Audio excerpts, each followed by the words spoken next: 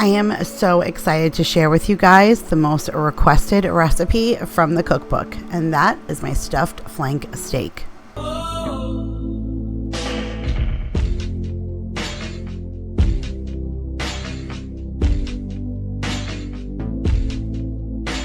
Hey guys, Kira here from 50 Shades of Mom, back to share another recipe with you guys, and I'm really excited to share this one because this is probably one of the most highly requested recipes from the cookbook.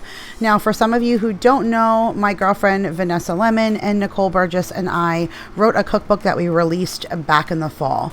This is one of the recipes that was in there, my stuffed flank steak, and we're going to turn that into that. If you would like to purchase a cookbook, it's actually super easy to find. We sell them right on Amazon. So if you just put in a YouTuber's cooking playlist right into the search engine, it'll bring up our book. Now, it always brings it up in Kindle version first. So if you'd like the digital version and you're not looking for the tangible copy, you can start there. Now, if you're looking for the actual book, you can just push the format button and it'll bring you to where you can choose our paperback version. And then it'll bring you to what it looks like, the actual cookbook. Now, if you don't have Kindle Unlimited, it'll even prompt you that you can try the cookbook for free if you would like to try Kindle Unlimited. Now, the girls and I were really excited when we first put this book out. We were really proud of it. We talked for a long time about the kind of recipes that we wanted to share, things that we've shared with our family members or they've shared with us, recipes that have been passed down, things that we have worked on over the years of us enjoying cooking.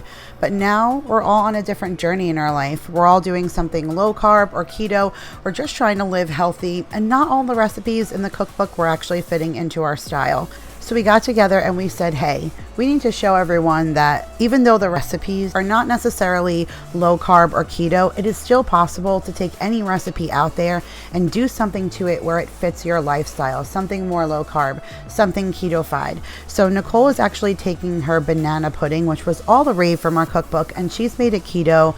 And one of the favorite recipes of Vanessa's from the cookbook was her chipotle mac and cheese.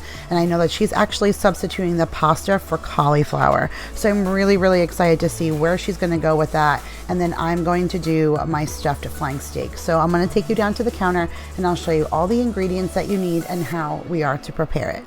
The colors on this cutting board actually make me happy. I love the look of fresh ingredients.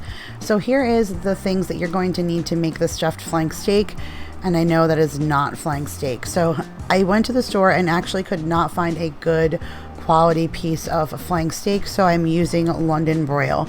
In this particular recipe, you really could use a steak of your choosing. It's just really the technique of how we're going to fill it and roll it that you can apply whatever you want. You really want to have a thin piece of meat to roll and have it tight so that it stays while you're cooking. I actually chose this London broil because it was thick. I'm actually going to fillet the whole thing in half and get 2 thin pieces out of it. London broil is typically a thick steak. Something like hanger steak, again, a flank steak, something that's on the thinner side is preferable for this recipe.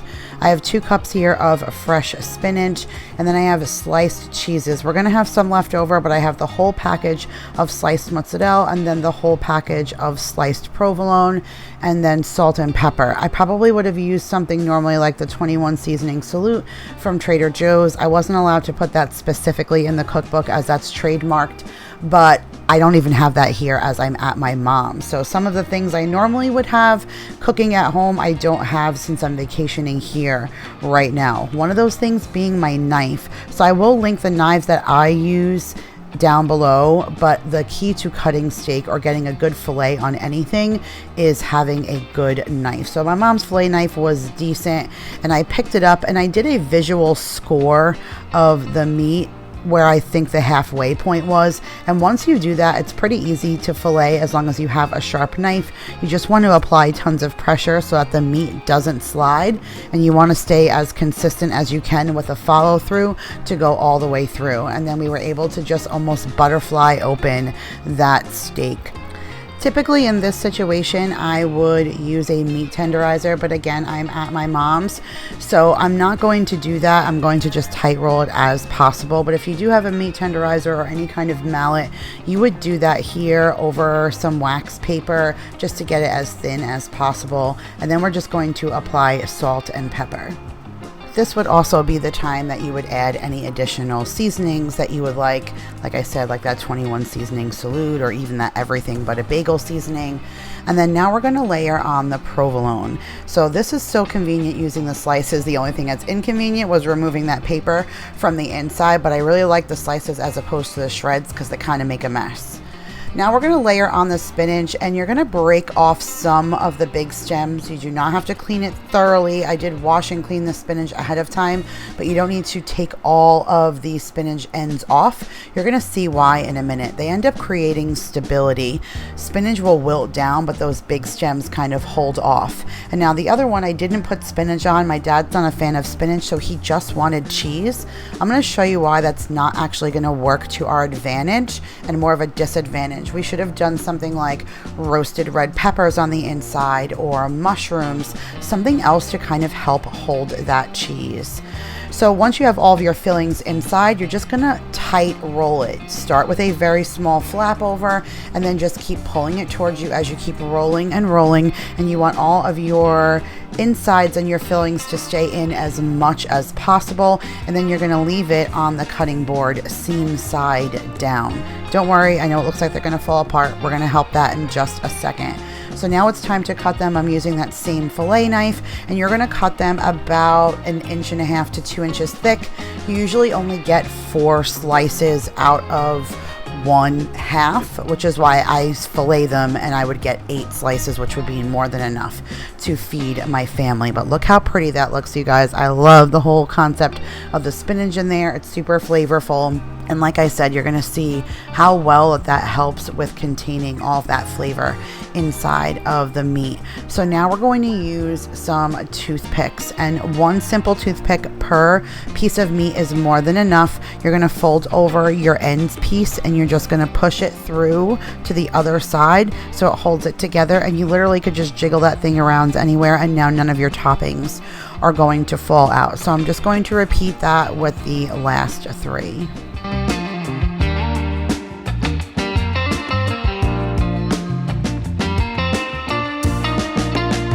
If you happen to notice any of your toppings falling out while you're putting the toothpicks in, it's not a big deal. Just grab it and shove it back into those layers. Everything's just going to kind of melt down into the oven and kind of mix all together and congeal anyways.